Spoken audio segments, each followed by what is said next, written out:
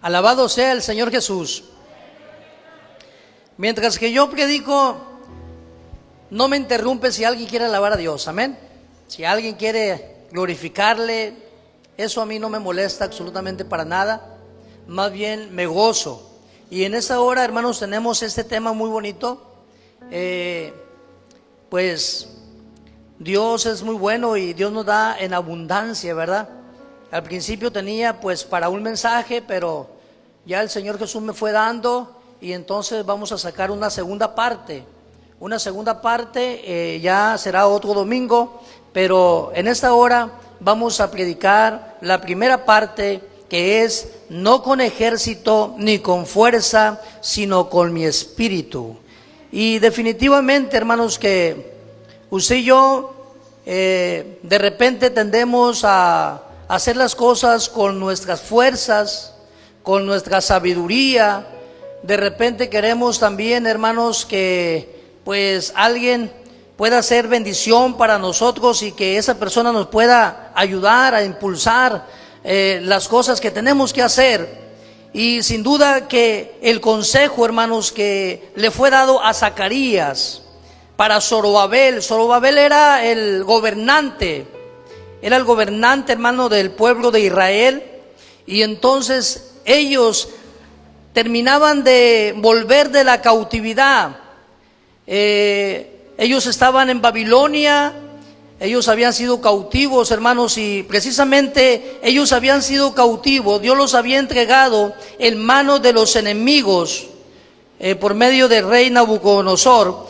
Y entonces ellos fueron entregados, hermanos, porque ellos desobedecieron los mandamientos, las leyes y los estatutos que Dios les había mandado. Y entonces ellos, hermanos, son llevados cautivos allá a Babilonia. No fueron 2, ni 5, ni 10 años, fueron 70 años. 70 años de cautividad que ellos, hermanos, pasaron en ese lugar. La palabra de Dios nos dice que ellos, hermanos, allá eran afligidos, ellos allá perdieron el gozo, ellos allá perdieron la esperanza. Pero había una palabra profetizada para el pueblo de Israel que tendría que cumplirse a su debido tiempo, como toda palabra que Dios nos ha profetizado, que Dios nos ha dado por medio de los profetas, toda se ha cumplido al pie de la letra. ¿Cuántos decimos amén?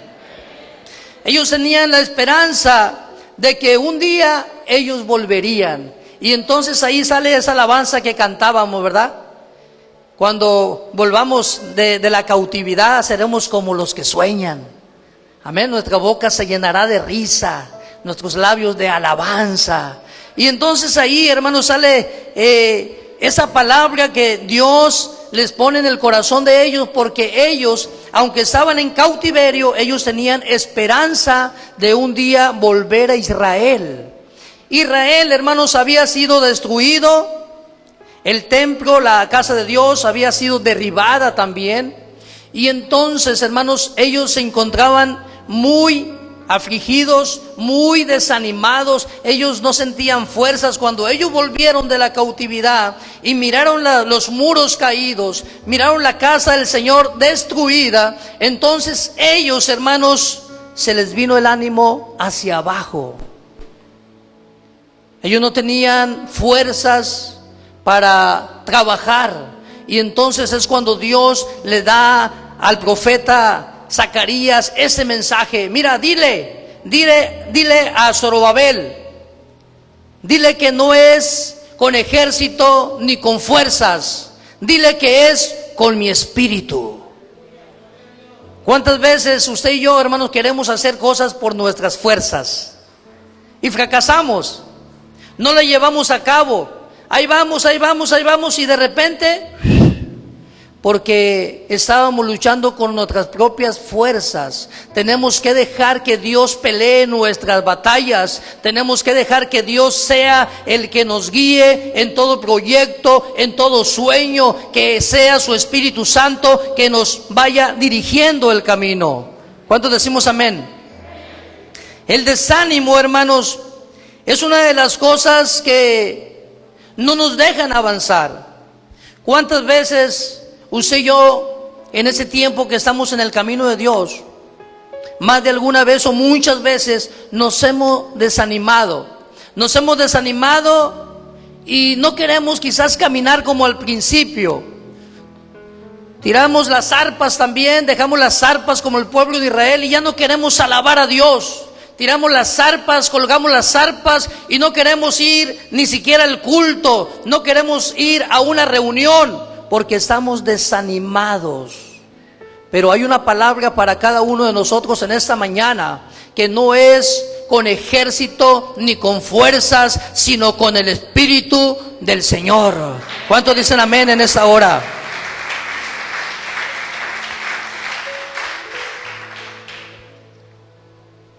Igual que ellos, hermano, nosotros también muchas veces nos encontramos en cautiverio. El cautiverio viene por causa muchas de las veces de la desobediencia.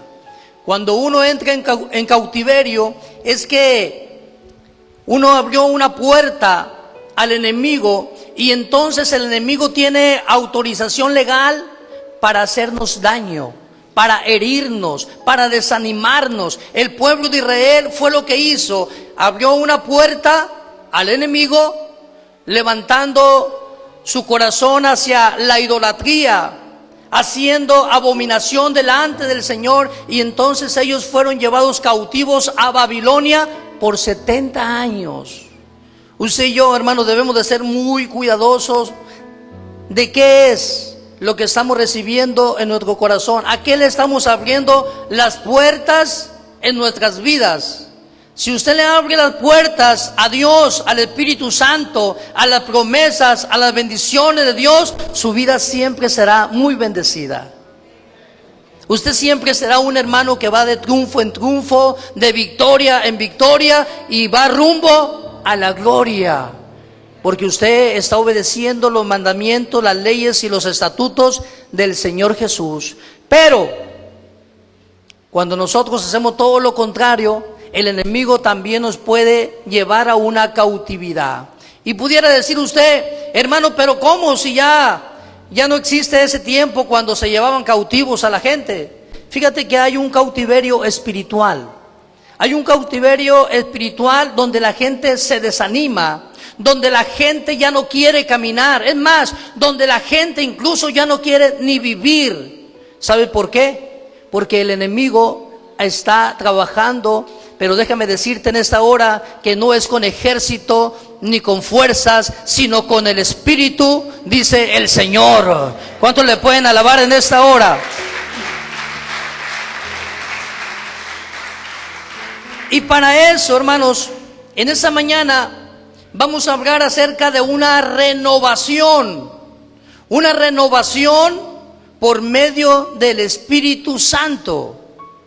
Una de las cosas que Dios le demanda allá en el libro de Apocalipsis a las iglesias es que ellos habían dejado, hermanos, su primer amor. Se habían olvidado del primer amor, se habían olvidado de lo que Dios les había entregado, lo habían hecho a un lado y habían tomado sus propias decisiones y su propia forma de alabar a Dios, cuando Dios ya les había dado cómo lo deberían de alabar y de glorificar. Sin embargo, miramos en el libro de Apocalipsis, hermanos, una iglesia baja en el espíritu. Sin duda que la obra del Espíritu Santo, hermanos, en nuestra vida debe de ser renovada. Si nosotros no nos renovamos, como se renuevan las águilas tienen que llegar a una etapa donde se tienen que renovar, como a los 40 años. Ellos suben por allá a una montaña y por allá su pico ganchudo, porque ya con el tiempo se les hace ganchudo, tienen que tumbárselo, hermanos. Y entonces ya que se lo tumban y ya dejan un tiempo para que le vuelva a salir otra vez, con el mismo pico se quitan las alas viejas. Y entonces comienzan en una renovación para que ellos puedan vivir 30 o 40 años más.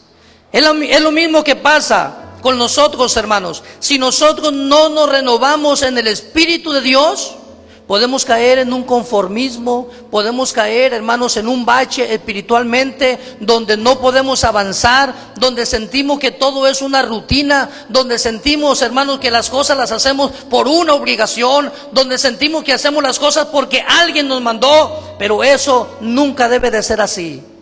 Usted y yo debemos de renovarnos en el espíritu. ¿Cuántos decimos amén? Vamos a ver cómo es que Dios restaura. En primer lugar, en Zacarías 4:1 nos dice que Dios restaura. Dice: volvió el ángel que hablaba conmigo y me despertó como un hombre que es despertado de su sueño. En primer lugar, esa renovación tiene que llegar por medio de un encuentro con Dios. Zacarías se encontraba, hermanos, en un sueño profundo. Él estaba dormido, él quizás no sabía lo que estaba pasando a su alrededor. Sin embargo, dice que llegó un ángel y que le dio la palabra y lo despertó. Y la palabra del Señor nos dice muy claramente: despiértate tú que duermes, amén, y levántate de entre los muertos y Cristo te alumbrará. Quiere decir que si queremos nosotros, hermanos, renovarnos en el espíritu, tendremos que tener en primer lugar un encuentro con Dios. Y en ese encuentro donde estábamos bien dormidos, tenemos que despertar. Y cuando despertamos, hermanos, entonces tenemos una nueva experiencia personal con Dios y una nueva expectativa delante del Señor. ¿Sabía usted que en la cautividad se van las expectativas y la esperanza? Se van las fuerzas, se va el vigor y se va todo aquello que nos mantenía firme delante del Señor. Pero cuando usted y yo, hermanos, nos renovamos en ese encuentro con el Señor Jesús, que ese encuentro debe de ser diario por medio de la oración, las cosas cambian. Comienza a suceder cosas extraordinarias. Comienza a pasar en nuestra vida algo que no estaba pasando, y es que la palabra del Señor, por medio de ese encuentro, de la oración, de la lectura, nuestro espíritu se va fortaleciendo. ¿Cuántos decimos amén? Zacarías significa Jehová se ha acordado. Jehová se había acordado de Zacarías. Estaba dormido, pero él se acordó y lo despertó. Y cuando Dios despierta a alguien, es porque Dios tiene un proyecto y tiene un propósito para esa persona. Nadie se puede despertar y seguir igual. Si alguien se despertó, es porque Dios le va a enseñar cosas nuevas. ¿Cuántos decimos amén en esta hora? Aleluya. Fíjate nomás, el Señor también, hermanos, nos despierta nuestro espíritu mediante la palabra de Dios. Zacarías 4:8. Vino palabra de Jehová a mí diciendo. Cuando usted y yo, hermano, recibimos una palabra de parte de Dios, eso aviva nuestro espíritu. Eso nos da fuerzas, eso nos da fortaleza. Dice la palabra de Dios que por un tiempo la palabra de Jehová escaseaba y no había palabra de Dios para nadie. Pero hubo alguien que comenzó a escuchar la palabra de Dios. Y cuando ese profeta, que es Samuel, comenzó a escuchar la palabra de Dios, algo nuevo comenzó a suceder en esa dispensación. ¿Cuántos decimos amén? Vino esa palabra a Zacarías, pero también es mediante su Santo Espíritu. Y volvemos a leer el texto de Zacarías 4:6. Entonces respondió y me habló diciendo: esta es la palabra de Jehová a Zorobabel, que dice: no con ejércitos ni con fuerzas, sino con mi espíritu, ha dicho Jehová de los ejércitos. Mira, hermano, si nosotros queremos vivir una vida en el Señor carnal, no la vamos a hacer. Tenemos que vivir más en el espíritu que en la carne. ¿Y cómo vamos a hacer esto? Bueno, pues depende qué sea lo que nosotros alimentemos, ese es el que se va a fortalecer más. Si usted alimenta los apetitos de la carne por medio del chisme, por medio de las novelas, por medio de noticias malas, por medio de tantas cosas que se escuchan, bueno, pues entonces usted estará débil en el espíritu. Pero si usted se fortalece en el Señor, con la palabra, con la lectura, en la oración, usted sale a evangelizar, usted sale a decirle a alguien que Cristo le ama, entonces usted estará fuerte en el espíritu. ¿Cuántos decimos amén? Así que la iglesia, hermanos, la iglesia primitiva, la Biblia dice que nació en el fuego ¿de qué? Del Espíritu Santo. No nació, hermanos, en la carne, sino que en el fuego del Espíritu Santo eran impulsados, ellos eran llevados de un lugar a otros. Quiere decir, hermanos, que cuando alguien se llena del Espíritu Santo, cosas extraordinarias comienzan a suceder en esa vida. Se acaba la rutina, se acaba el chisme, se acaba el tiempo de ocio, comenzamos a mantenernos en el tiempo de Dios y comenzamos a aprovechar el tiempo al máximo, porque la Biblia dice que aprovechemos bien el tiempo, porque los días que estamos viviendo son malos, hermanos, son muy malos. Si usted y yo no aprovechamos bien el tiempo, se va una semana, se va el mes, se fue el año y no pasó nada. No hicimos nada, no hicimos nada para nuestra casa, no hicimos nada para Dios, no hicimos nada para la familia. Pero cuando usted y yo aprovechamos el tiempo, hermanos, cada minuto va contando. Cada minuto va contando. Por eso es muy importante que seamos buenos administradores, no solamente de los recursos, sino del tiempo, que es tan importante. Amén. El Espíritu Santo, hermanos, es el que nos consuela, es el que nos fortalece, es el que nos levanta. El Espíritu Santo, hermanos, sin duda que es la fuerza que Dios le dejó a la iglesia primitiva.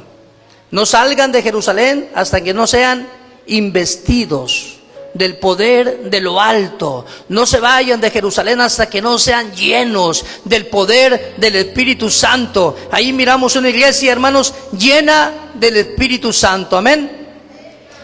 Por eso el Señor le dice al profeta Ezequiel: Espíritu, ven de los cuatro vientos y sopla sobre estos muertos y vivirán. Y entró espíritu en ellos y vivieron.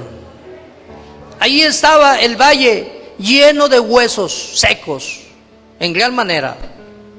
Sin embargo, el Señor le dice a su profeta: profetiza. Profetízale a estos huesos, porque ya le había profetizado, hermanos, y se había levantado el cuerpo, se había levantado el esqueleto, todo estaba formado, pero no tenía vida. Es lo mismo que pueda pasar en alguien, hermanos, que parece ser que lo tiene todo, pero si no tiene el Espíritu Santo, no tiene nada.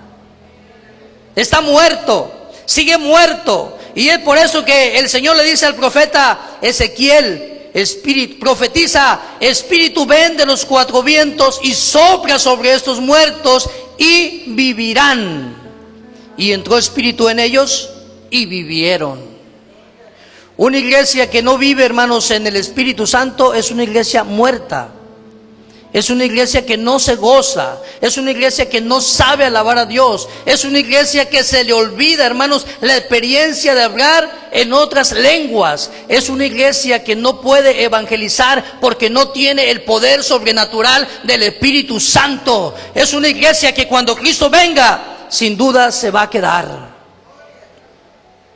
Pero a diferencia de la iglesia que es llena del Espíritu Santo, es una iglesia que está despierta, es una iglesia que está trabajando, es una iglesia que está velando para que cuando venga su Señor le pueda decir: buen siervo, buena sierva, en lo poco me has sido fiel, en lo mucho te voy a poner, entra al gozo de tu Señor.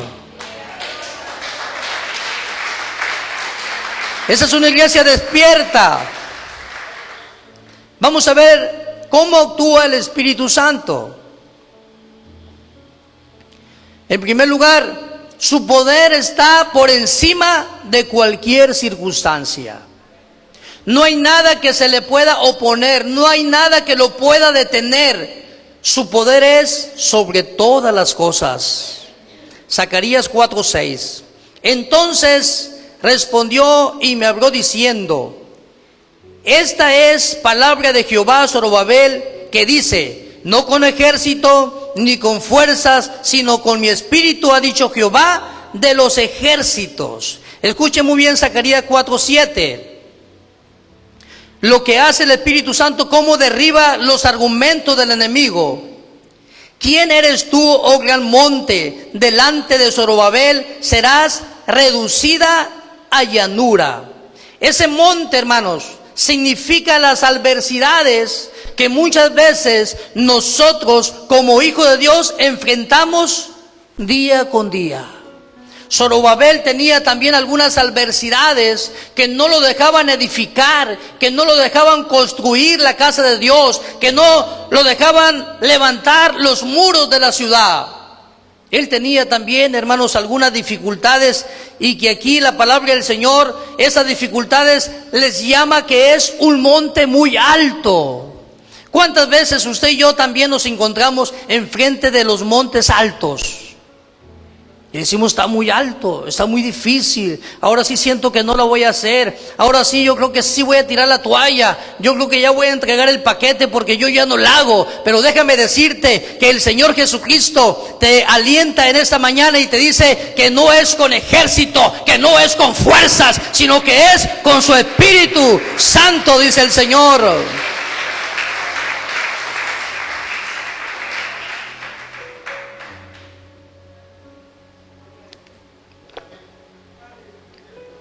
Cuando Dios se mueve, comienzan a pasar cosas extraordinarias. Una de las cosas que hace su Espíritu Santo es que renueva a sus siervos y renueva su casa. Ageos 2, 4, 5 dice: pues ahora, Zorobabel, esfuérzate. ¿Qué nos dice la palabra del Señor? Que nos esforcemos. Dice Jehová: esfuérzate también, Josué, hijo de Josadat, sumo sacerdote, y cobrad ánimo, pueblo todo de la tierra, dice Jehová, y trabajar, porque yo estoy con vosotros, dice Jehová de los ejércitos, según el pacto que hice con vosotros cuando salisteis de Egipto. Así mi espíritu estará en medio de vosotros, no temáis. Hermano, ¿qué es lo que la palabra del Señor nos dice? Que nos esforcemos, que trabajemos. ¿Qué le dijo el Señor a Josué? Mira que te mando que te esfuerces y seas valiente. No temas, porque yo, Jehová, estaré siempre contigo. Pero esfuérzate. Y también dice la palabra de Dios, hermanos, le está diciendo al pueblo de Israel: pueblo de Israel, tienes que trabajar. Yo siempre me he preguntado, ¿cómo llegaremos delante del Señor si no trabajamos? Si nosotros no nos ocupamos en llevar las buenas nuevas de salvación, si no nos ocupamos en discipular a alguien, si no nos ocupamos en cumplir un ministerio aquí en la tierra, cuando el Señor nos llame a su presencia, ¿cómo nos vamos a presentar? ¿Con las manos llenas o con las manos vacías? Definitivamente que un día todos nos presentaremos delante del Señor. Y déjame decirte que en ese momento nos habrá de haber pesado el no haber hecho mucho más para la obra del Señor. Porque también en ese momento va a haber hombres y mujeres que van a ir con sus manos cargadas, porque trabajaron, porque se esforzaron, porque siempre procuraron hacer la voluntad del Señor, no su voluntad, sino la voluntad del Señor. Todo el desvelo, todo el cansancio que un hijo de Dios pueda padecer aquí en la tierra no se va a comparar con la gloria venidera, no se va a comparar con la recompensa eterna allá en el cielo. ¿Cuántos decimos amén? Aleluya. algo muy importante que le dice al pueblo de Israel por medio del profeta Ageo. Yo estoy con vosotros, dice Jehová de los ejércitos. Hermano, ¿acaso no nos dijo el Señor que no estábamos huérfanos? ¿Acaso no nos dijo el Señor que Él estaría con nosotros todos los días de nuestra vida? No nos dejo huérfanos, dijo. Yo voy a estar con ustedes todos los días de su vida. No van a estar solos. Yo no sé por qué muchas veces, hermanos, el enemigo nos engaña, haciéndonos sentir que estamos solos, haciéndonos sentir incluso que nadie nos quiere, haciéndonos sentir incluso que nadie nos comprende. Pero mira, hermano, el Señor ha prometido que Él no nos va a dejar, que Él no nos va a desamparar. Y la palabra del Señor nos dice muy claramente: aunque te deje tu papá, tu mamá y toda tu familia, yo no te dejaré, yo estaré contigo, yo te voy a respaldar, yo te voy a llevar a esa tierra que fluye leche y miel. Dios, hermanos, en cada tiempo levanta a un profeta. Dios en cada etapa de la vida levanta a alguien. Levantó a un Moisés, levantó a un Aarón, levantó a un Josué, levantó a un Elías, y todo con un propósito. Y el propósito era que su nombre sea exaltado a través de sus hijos. Todo lo que podamos hacer aquí en la tierra, hermanos, será siempre para exaltarle y para glorificarle. Siempre será con un motivo, y el motivo principal sin duda será poner el nombre del Señor muy, pero muy en alto. Ahí se encontraba, hermanos, en esa época Zorobabel, Josué y todo el pueblo de Israel. Ahora pudiéramos decir, ¿quiénes son los que nos encontramos aquí, hermanos? La Biblia dice que somos la iglesia lavada con la sangre del Cordero, real sacerdocio, nación santa, pueblo adquirido por Dios. Nos ha comprado, hermanos, con su sangre preciosa, para que anunciemos las virtudes de aquel que nos llamó de las tinieblas a su luz admirable. Él es el que nos ha llamado, amén. Escucha muy bien lo que dice Ageo 2:8. Ya vamos a concluir, hermanos. Mía es la plata y mío es el oro, dice Jehová de los ejércitos. Mira, una de las cosas en las cuales se encontraba Zorobabel y el pueblo de Israel batallando era la economía. Ya no tenían las mismas finanzas que tenían al principio. Cuando Salomón, hermanos, edificó la primera casa, la casa de Dios, la Biblia dice que fue excelente, porque había todos los materiales que se necesitaba. David, su papá, se los había dado por adelantado, y entonces no hubo escasez absolutamente de nada, porque todo lo tenían. Pero ahora que ellos vuelven de la cautividad, después de 70 años, ellos, hermanos, están cabizbajo, están tristes, porque ya no tienen la misma economía que tenían antes. Y entonces es cuando Dios le dice: mía es la plata y mío es el oro, dice Jehová de los ejércitos. ¿Quién es el que provee para las necesidades, hermanos, de sus hijos? ¿Acaso no es Dios? ¿Acaso no es Dios el que ha proveído para que tengamos este edificio? ¿Acaso no es el Señor? ¿Acaso no es el Señor que ha suplido la necesidad cuando la hemos tenido? Porque Él es el dueño de todo, hermanos. Y si tú y yo hacemos lo que dice la palabra de Dios, nuestra vida en esa área también será muy bendecida. Amén. Pero hay una cosita que tenemos que hacer.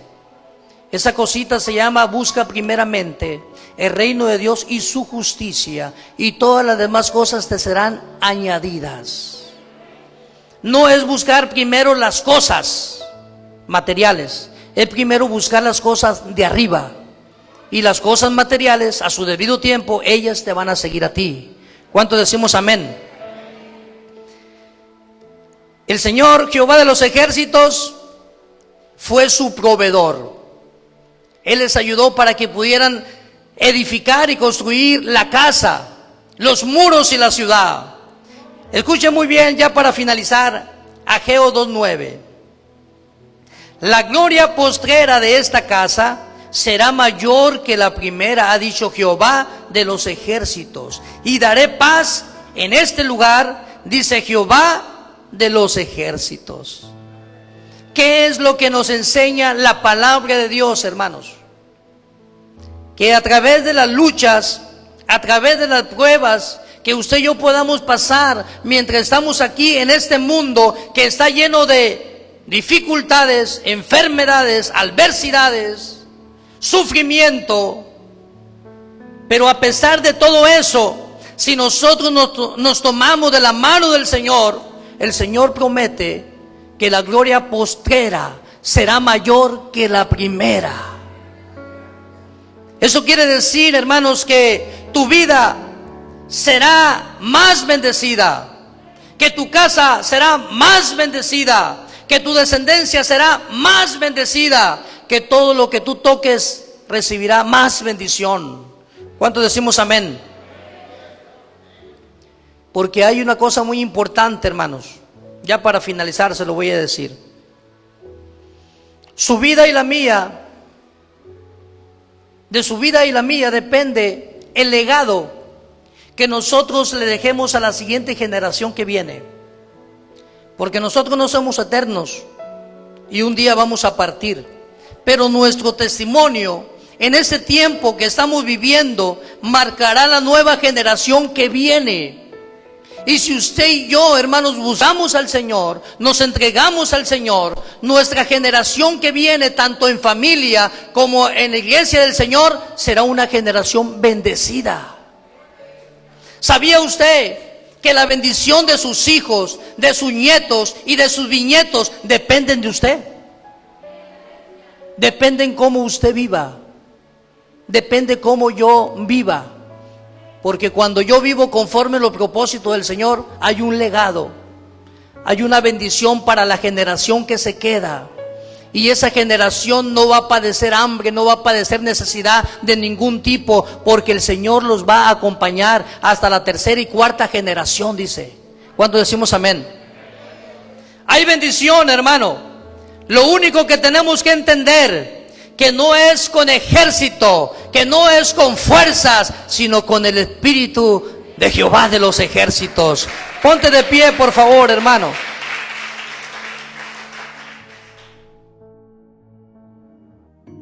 Vivo para adorar, vivo para adorar, para adorarte a ti.